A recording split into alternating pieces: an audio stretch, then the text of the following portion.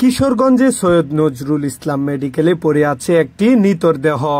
আশেপাশে নার্স বা ডাক্তার থাকা সত্ত্বেও এই নিতর দেহটিকে যেন কেউ দেখার নেই। পরবর্তীতে খবর নিয়ে দেখা যায় এটি একটি প্রাপ্তবয়স্ক মহিলার লাশ।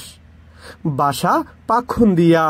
জানা যায় সকাল ৮টা বাজে বিষ খেয়ে আত্মহত্যা করেন এই মহিলা। তারপরেই নিয়ে আসেন শহীদ সৈয়দ নজরুল ইসলাম মেডিকেলে।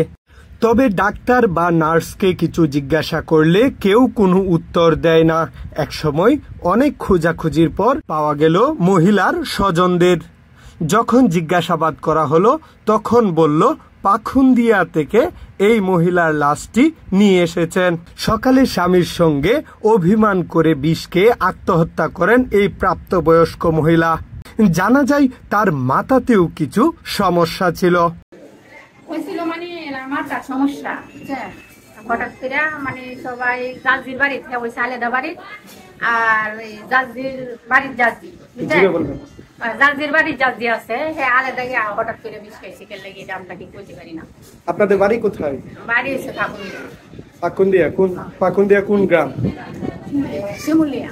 শিমুলিয়া গ্রাম। এই উনার বয়স কত? বয়স কত তা তো বলতে পারি না।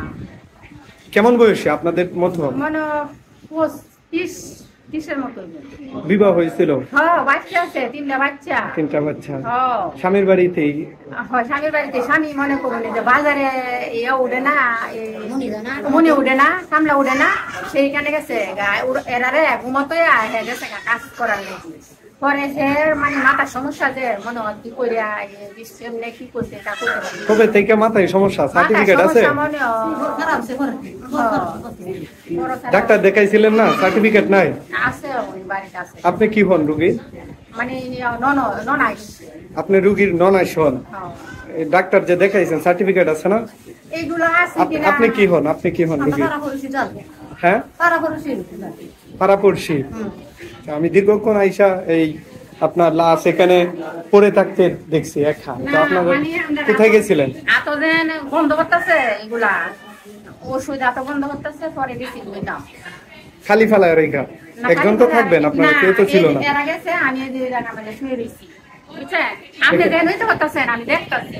তাহলে আপনি বলবেন না? আমি তো বলছি এটা কার। আমি চিল্লাচিল্লি করতেছি না, আমি নার্সদের জিজ্ঞাসা করতেছি। আপনি তো বলবেন যে লাশ আমাদের। আমি তো মনে হয় সবাই জিজ্ঞাসা করতেছে যে এলো কি হয়েছে এই মনে জিজ্ঞাসা করতেছেন। আমি আরো শুয়ে গেছি, আমিও অসুস্থ বুঝছেন। আপনার কি হয় বলছিলেন? পাড়াপড়শি। আচ্ছা ঠিক আছে। ওনার স্বামী কোথায় এখন? স্বামী তো কাজ করতে গেছি, বাড়ি ফোন দিয়েছি, পরে স্বামী গেছে। এটা কয়টা বাজে ঘটনাটা ঘটছে? মনে হয় 8:30 বাজে। খালি পেটে ওষুধটা খাইছি 8:30 বাজে। এখন এই পরে মারা যায় কখন? ভর্তি করছিলেন কখন?